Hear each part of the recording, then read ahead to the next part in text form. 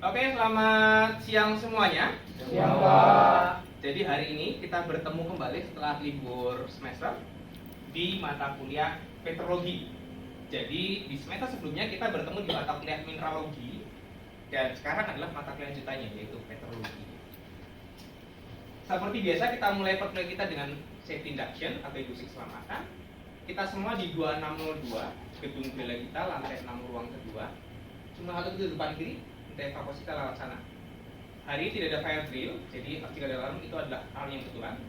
Jika ada getaran akibat gempa bumi, tetap di posisi kalian, tundukkan kepala, lindungi bagian belakang kepala menggunakan kuku atau benda keras lainnya. Ya, kita selesai kita evakuasi bersama. Evakuasi dari pusat paling depan hingga paling belakang, bentuk satu barisan lewat depan pintu ini, dorong pintu, belok kiri, lalu di pintu merah dorong dan turun lewat tangga darurat 6 lantai ke bawah. Lalu kita menyelamatkan diri di area lapang di belakang gedung bela kita. Nah, mata kuliah petrologi berkode 12206 dengan bobot 2 SKS. Mata kuliah ini didampingi oleh praktikum petrologi 12207 yang akan kalian jalani sebagai mata kuliah terpisah dalam shift-shift di ruang laboratorium mikroskop geologi. Jadi dua mata kuliah ini saling melengkapi. Di sini kita belajar tentang teorinya dan akan praktik di mata kuliah praktikum petrologi. Terdapat 3 capaian pembelajaran lulusan yang dibebankan di mata kuliah ini, yaitu yang pertama CPLD. Mahasiswa memiliki kemampuan untuk berpikir kritis serta bertindak kreatif dan inovatif, khususnya kemampuan untuk mengidentifikasi isu pokok dalam sebuah permasalahan. Kita akan kontekstualisasi dalam konteks geologi. Lalu CPLJ, kemampuan untuk memahami dan menerapkan matematika serta ilmu pengetahuan dasar lainnya dalam pemecahan masalah kegeologian maupun multidisiplin. Secara spesifik, yaitu aspek kemampuan menerapkan matematika dan ilmu pengetahuan dasar lainnya dalam memecahkan masalah kegeologian. Dan CPLK, kemampuan untuk memahami proses geologi yang melingkupi proses pembentukan dan deformasi batuan, sifat fisik batuan, siklus tektonik, proses hidrologi, dan kemampuan untuk memvisualisasi geologi dalam 3 dan 4 dimensi. Secara spesifik, CPLK ini menyasar kepada kemampuan mengidentifikasi serta mendeskripsikan objek-objek dan proses geologi yang mencakup siklus batuan, kerangka tektonik, proses hidrogeologi, dan akumulasi sumber daya kebumian, khususnya sumber daya energi. Berikutnya, CPL tersebut diturunkan menjadi capaian pembelajaran mata kuliah yang mencakup kemampuan membedakan secara kritis berbagai jenis batuan berdasarkan karakteristiknya secara megaskopik dan mikroskopik, mampu mengimplementasi matematika serta ilmu pengetahuan dasar lainnya dalam mengenali karakteristik berbagai jenis batuan, serta mampu memahami proses geologi yang melingkupi genesis setiap jenis batuan. Itu adalah 3 luaran yang diharapkan kalian dapat setelah kalian menyelesaikan mata kuliah ini. Nah, ketiga luaran tersebut dijabarkan menjadi 8 buah sub capaian pembelajaran mata kuliah.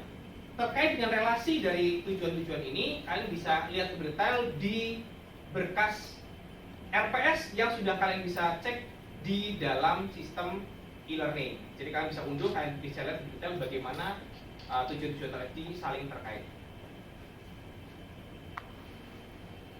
Selama 16 minggu ke depan, kita akan bertemu dalam 14 pertemuan yang tatannya seperti ini. Jadi sekarang kita di minggu pertama di siklus batuan, lalu 3 minggu berikutnya kita akan membahas tentang batuan beku, lalu 2 minggu berikutnya batuan piroplastik. Minggu ke-7 kita mulai masuk ke batuan sedimen silisi plastik. Setelah itu kita menjalani ujian tengah semester. Ujian tengah semester akan mencakup muatan dari minggu 1 hingga 7. Lalu kita di minggu 9 kembali melanjutkan muatan batuan sedimen silisi plastik dari aspek provenan dan juga diagnosis selama 2 minggu. Setelah itu kita masuk ke batuan sedimen karbonat selama 2 minggu. Dan di minggu 13 kita berubah jenis batuan ke batuan metamorfik selama 2 minggu. Setelah itu di minggu 15 kita akan membahas tentang aplikasi petrologi, yang di dalamnya juga kita akan membahas tentang kemungkinan sumber daya geologi yang muncul dari pembentukan jenis-jenis batuan. Nah, dalam penilaiannya mata kuliah ini dibagi ke dalam 4 jenis assessment. Yang pertama quiz sebanyak 5 kali, masing-masing berbobot 3%. Lalu tugas terdapat 5 buah tugas dengan bobot 5, 5, 5, 5, dan 10. Lalu UTS 25% dan juga UAS 30%. Jadi 55% dari bobot perkuliahan ini terkandung dalam UTS dan UAS. Nah, untuk semua tugas merupakan tugas sifatnya kolaboratif bersama dengan anggota kelompok. Jadi untuk semua komponen tugas 30%, diharapkan kalian bisa berkolaborasi bersama anggota kelompok kalian untuk memecahkan masalah dalam setiap penugasannya. Dalam perkuliahan ini akan digunakan beberapa literatur. Yang pertama dari Winter, Principle of Igneous and Metamorphic Petrology di tahun 2014. Lalu Fisher dan kawan-kawan untuk Pyroclastic Rocks. Tucker untuk Sedimentary Petrology. Jadi ini 3 jenis batuan beku dan juga metamorfik, termasuk dalamnya piroklastik, batuan sedimen dan batuan metamorfik. Nah, untuk yang keempat ini Williams dan kawan-kawan merupakan salah satu literatur klasik untuk sayatan tipis berbagai jenis batuan. Yang kelima adalah Pepper. Pepper ini salah satu contoh untuk pengembangan metode petrologi yang cukup baru sehingga kalian bisa mendapati bagaimana studi petrologi ini berkembang dan diaplikasikan. Kita masuk ke hal yang kita bicarakan dan kita lakukan selama pertemuan pertama ini. Jadi pertemuan pertama bertujuan mahasiswa mampu membedakan secara kritis berbagai jenis batuan berdasarkan karakteristiknya secara megaskopik dan mikroskopik. Serta mahasiswa mampu menjelaskan proses-proses geologi yang terkait dengan jenis-jenis batuan termasuk akumulasi sumber daya geologi yang terkait dengan proses tersebut. Nah, jadi dalam pertemuan ini kalian diharapkan untuk mampu membedakan jenis batuan berdasarkan fiturnya, kenampakannya, serta proses-prosesnya. Dalam pertemuan ini kita melakukan 2 kegiatan. Yang pertama, informasi dasar tentang siklus batuan serta istilah-istilah penting yang akan kalian gunakan, yang akan kita gunakan dalam berdiskusi selama 15 minggu ke depan, supaya kita berbicara pada pijakan yang sama. Jadi jangan sampai saya dan kalian itu berbicara hal yang katanya sama tetapi maksudnya berbeda. Jadi kita harus samakan terminologinya. Nah, berikutnya kalian akan dibagi menjadi kelompok-kelompok untuk mendiskusikan peraga yang saya bawa, yaitu peraga batuan. Jadi hari ini kalian akan melihat batuan dan kalian berdiskusi. Nanti setiap kelompok, salah satu kelompok akan menjelaskan hasil diskusinya. Dan setelah itu kita akan bahas tentang tugas 1. Nah, kita mulai dengan sebuah pertanyaan filosofis. Apa itu petrologi? Silakan, apakah ada pendapat? Ya, silakan. Mungkin kalau saya Pak, karena petrol kan saya tahu tuh tentang batu dan logi itu kita tahu tuh tentang ilmu, jadi mungkin ilmu yang mempelajari tentang batuan Pak. Oke, jadi tepat ya. Petro, kalau kalian pernah dengar tentang petro, mungkin petroleum gitu ya. Petroleum dan maksudnya adalah minyak batu. Jadi petro sendiri adalah batu. Logos itu pembicaraan atau ilmu. Jadi ilmu yang mempelajari tentang batuan. Jadi petrologi merupakan cabang ilmu dari geologi yang mempelajari tentang batuan dan pembentukannya. Jadi tidak hanya batuannya saja, tapi bagaimana batu itu terbentuk. Lalu ilmu ini melibatkan beberapa kegiatan. Yang pasti mengamati batuan, lalu eksperimen kimia. Jadi petrologi sangat susah sekali kita pisahkan dari aspek kimianya. Makanya salah satu tujuan mata kuliah adalah terkait dengan aspek ilmu pengetahuan dasar. Lalu juga simulasi numerik. Berikutnya, petrologi sendiri bisa dibagi menjadi beberapa cabang ilmu. Yang pertama, contohnya petrografi, petrogenesis, studi diagenesis, dan juga provenance. Nah, 2 hal yang saya tebalkan ini adalah hal yang tidak bisa terlepas dalam pembicaraan kita selama 1 semester ke depan, termasuk praktikum kalian nanti sebenarnya. Nah, sementara kan udah kita batuan. Apa itu batuan? Kita harus berbicara pada hal yang sama tentang batuan, karena batuan adalah objek utama adalah pembelajaran kalian selama studi 4 tahun di program studi teknik geologi. batuan adalah benda padat alami yang terbentuk melalui siklus batuan dan tersusun oleh satu atau lebih jenis mineral. Jadi seperti yang itu sudah kita bahas di semester sebelumnya, mineral adalah benda padat alami yang kristalin dan komposisi terbentuk. Batuan adalah benda padat alami yang disusun oleh satu atau lebih mineral. Walaupun sebenarnya batuan juga bisa disusun oleh sesuatu yang bukan mineral. Kita akan bahas pada jenis batuan pada pertemuan berikutnya. Dan secara umum batuan dibagi menjadi 3 jenis batuan, 3 kelompok besar. Yang pertama adalah batuan beku, yang di dalamnya juga mencakup batuan bioplastik. Nah, batuan beku secara umum terbentuk melalui proses pembekuan. Namanya juga batuan beku kan, jadi ada proses pembekuan dari magma. Batuan sedimen terbentuk dari agregasi maupun presipitasi hasil rombakan batuan yang sudah ada sebelumnya. Sementara yang ketiga, batuan metamorfik adalah batuan yang terbentuk melalui rekristalisasi batu yang sudah ada sebelumnya akibat adanya perubahan suhu atau tekanan. Kalau kita bicara menggunakan atau, berarti dua-duanya harus terpenuhi atau tidak? Tidak, salah satu saja boleh ya. Dua-duanya juga lebih boleh lagi. Nah, kalau kita lihat 3 jenis batuan ini ada 2 yang sama, yaitu batuan sedimen dan batuan metamorf. Harus sama-sama berasal dari batuan yang sudah ada. Sementara kalau kita bicara magma, berasal dari magma. Walaupun magma juga sebenarnya dari batuan. Kita akan bahas di minggu depan terkait dengan magma. Nah, ketiga jenis batuan ini tidak tiba-tiba ada di bumi. Ketika terbentuk ada semua gitu. Tapi melalui proses yang namanya siklus batuan. Nah, siklus batuan adalah serangkaian proses yang memungkinkan satu batuan berubah menjadi batuan lain. Yang siklus ini tidak bisa kita lepaskan dari proses tektonisme, tektonik lempeng. Jadi waktu di fisik kita sudah sedikit singgung tentang tektonik lempeng. Nah, proses ini memungkinkan kita bisa memiliki siklus batuan yang menghasilkan 3 jenis batuan yang akan kita bicarakan setelah ini. Nah, ini adalah gambar yang kalian cukup familiar harusnya, siklus batuan. Sudah pernah lihat gambar ini sebelumnya? Di mata kuliah apa nih? Geologi fisik. Kita sudah pernah bahas saat itu ya. Jadi di sini kita punya produk, yaitu atau benda, yaitu batuan beku, sedimen, batuan sedimen dan batuan metamorf. Tanda panah ini adalah prosesnya. Kita bicara mulai dari magma dulu. Magma benda apa? Fasenya apa? Cair. Batuan beku merupakan magma yang mengalami pembekuan. Kalau kita bisa pembekuan, umumnya suhunya naik atau turun? Turun. Jadi magma mengalami penurunan suhu bisa membentuk batuan beku, akan membentuk batuan beku. Nah, proses ini melibatkan kristalisasi umumnya.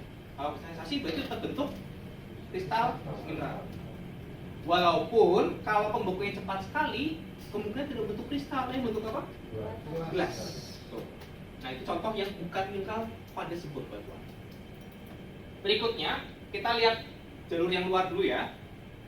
Batuan beku bisa terbentuk di bawah permukaan bumi maupun di permukaan bumi, tapi kalau di bawah keangkat ke atas akibat tektonisme, dia bisa mengalami pelapukan erosi menghasilkan butiran-butiran sedimen.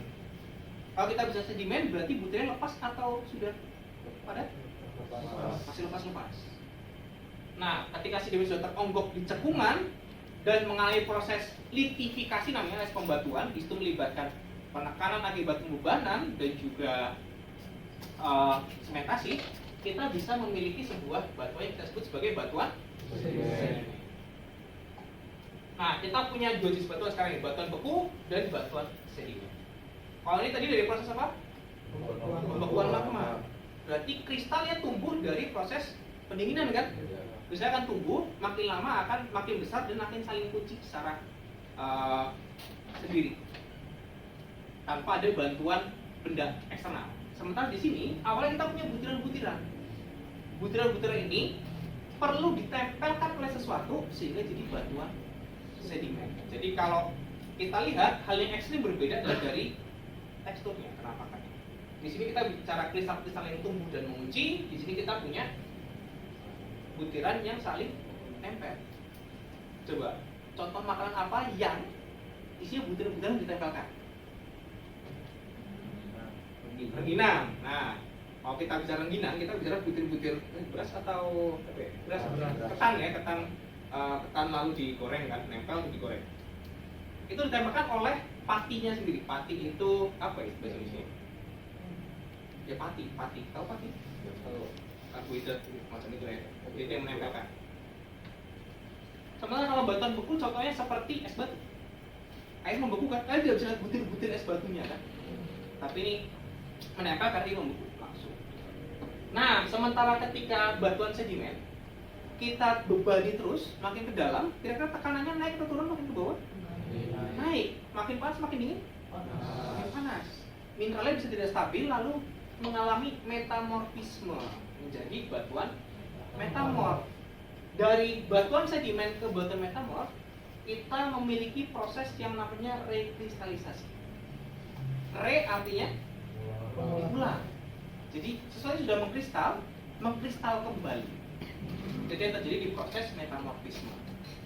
Sehingga batuan beku dan batuan metamorf itu akan memiliki kenampakan yang relatif mirip, yaitu sama-sama disusun oleh kristal yang tumbuh dan saling kunci. Sementara yang paling beda yaitu batuan sedimen. Walaupun kedua batuannya ini, batuan beku dan batuan metamorf itu bisa berbeda, memiliki perbedaan karena prosesnya kan beda. Nah, kalau batuan metamorf kita naikkan lagi suhunya, bisa lihat bentuk magma lagi dan terus berputar. Ini juga siklus kan? Kita tidak punya ujung. Kita bisa mulai dari manapun. Ini baru panah luar. Ada jalan potongnya. Contohnya ini.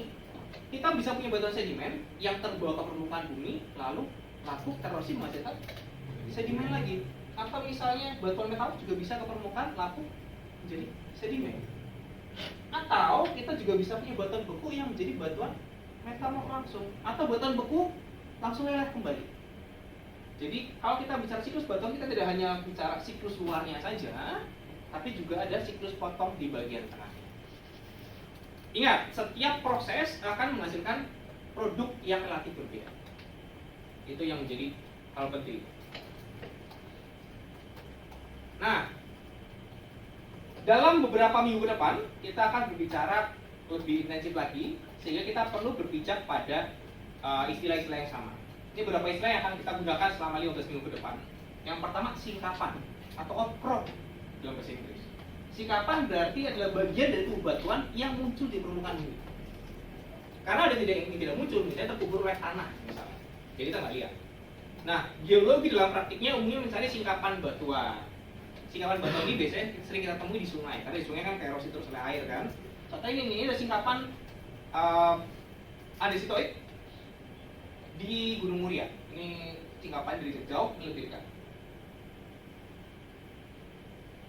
Lalu contoh setengah atau hand specimen ini adalah bagian dari singkapan yang kita pecahkan.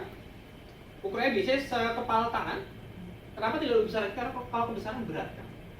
Jadi biasanya ukuran yang standar itu biasanya satu kepala tangan. Biasanya ini kita gunakan untuk pengamatan mikroskop. Jadi di hacker pakai loop, dalam loop biasanya.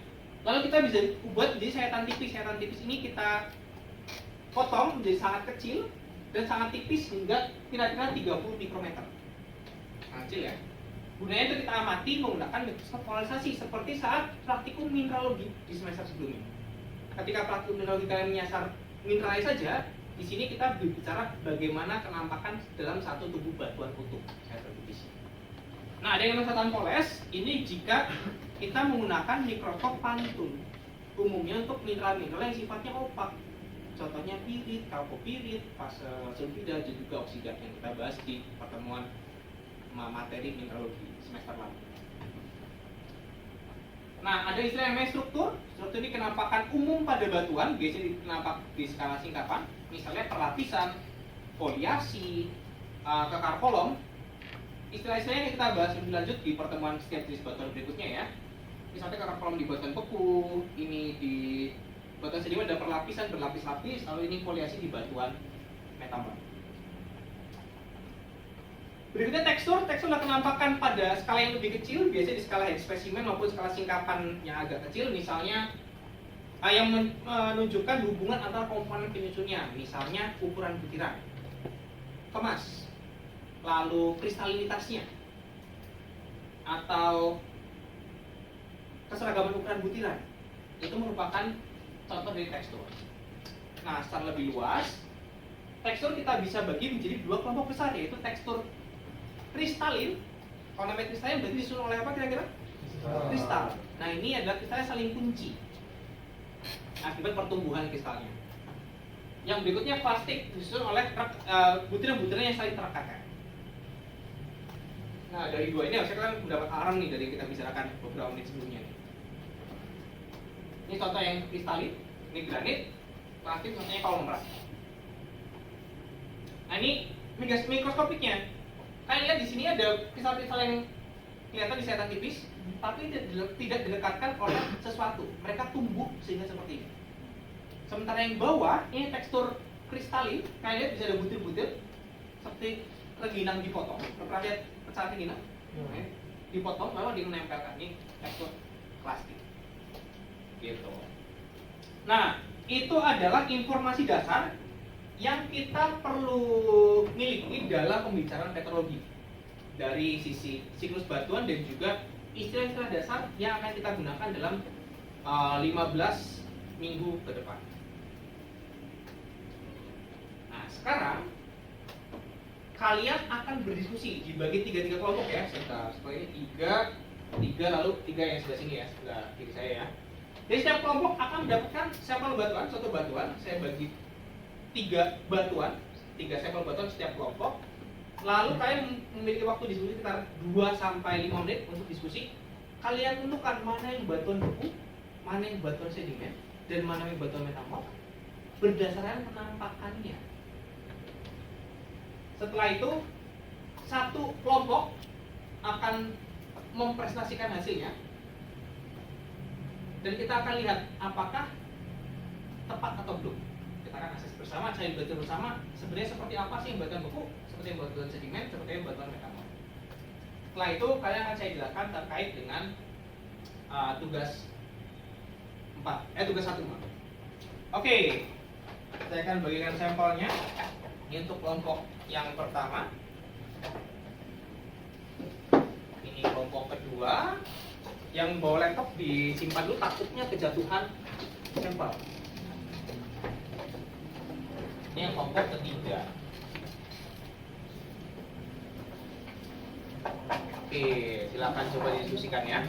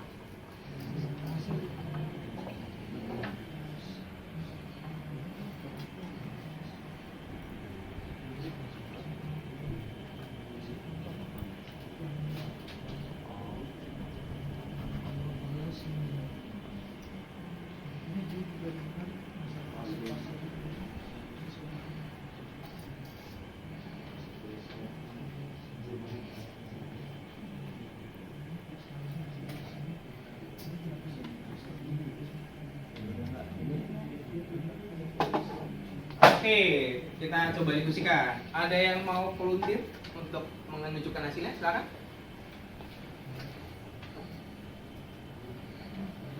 Saya Pak. Oke, baik.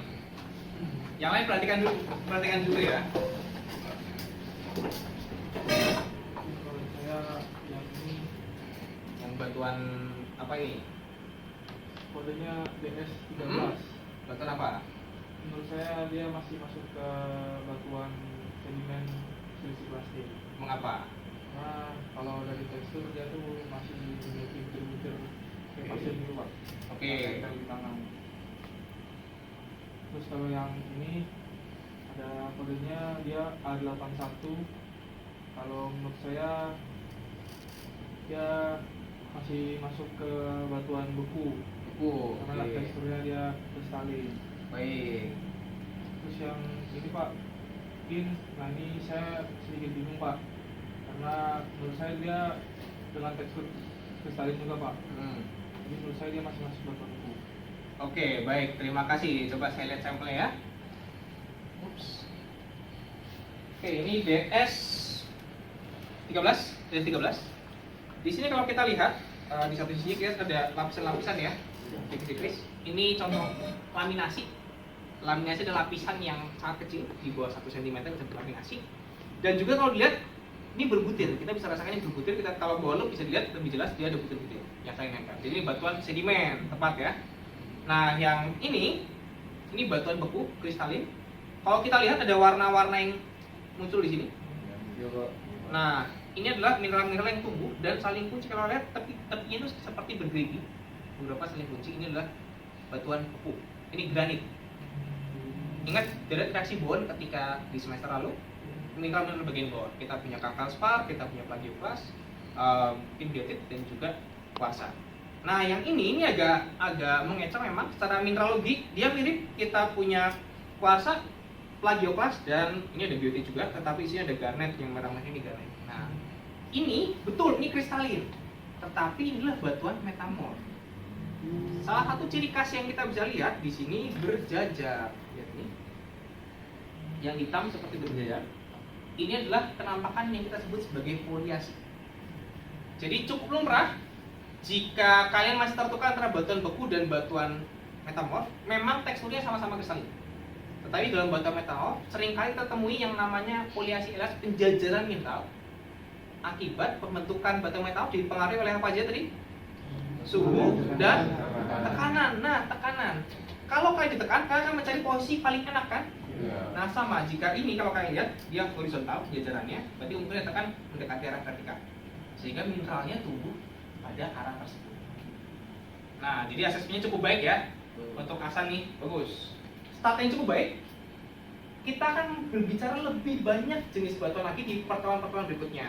Nah, untuk bekal kalian belajar, terdapat tugas pertama, yaitu kalian setelah perkuliahan ini kalian diminta membuat video kreatif. Jadi videonya buat kreatif mungkin untuk penjelasan tentang siklus batuan dari segi proses dan juga produknya. Ini adalah tugas 1. Ups. Saya cari dulu di mana. Nah, ini. Ini adalah tugas 1. Jadi kalian dibagi menjadi kelompok 3 orang ya, karena kelas ini cukup kecil. Lalu terdapat sampel di laboratorium. Kalian silakan ambil sampel. Jadi bukan sampel yang ini ya, saya sudah siapkan di laboratorium. Ambil sampelnya. Lalu kalian buat video kreatif maksimum 2 menit untuk menjelaskan tentang siklus batuan menggunakan peraga yang tersedia. Jadi jelaskan ini contoh sampel siklus batuan seperti ini contoh sampel batuannya, kenapa ini batuan beku, misalnya karena ini dan lain sebagainya. Jadi buat sekreatif mungkin tapi jelas mungkin. Saya ingatkan, hindari penggunaan musik yang terlalu keras ya. Jadi saya tidak bisa mendengarkan penjelasan kalian. Gitu. Jadi nanti kalian kumpulkan di minggu ketiga. Jadi sekali minggu pertama kalian punya waktu sekitar 2 minggu untuk pengerjaan. Di minggu ketiga kalian unggah ke e-learning. Cukup tautannya saja, kalian unggah di YouTube atau di Google Drive, kalian berikan tautannya ke e-learning. Ada pertanyaan?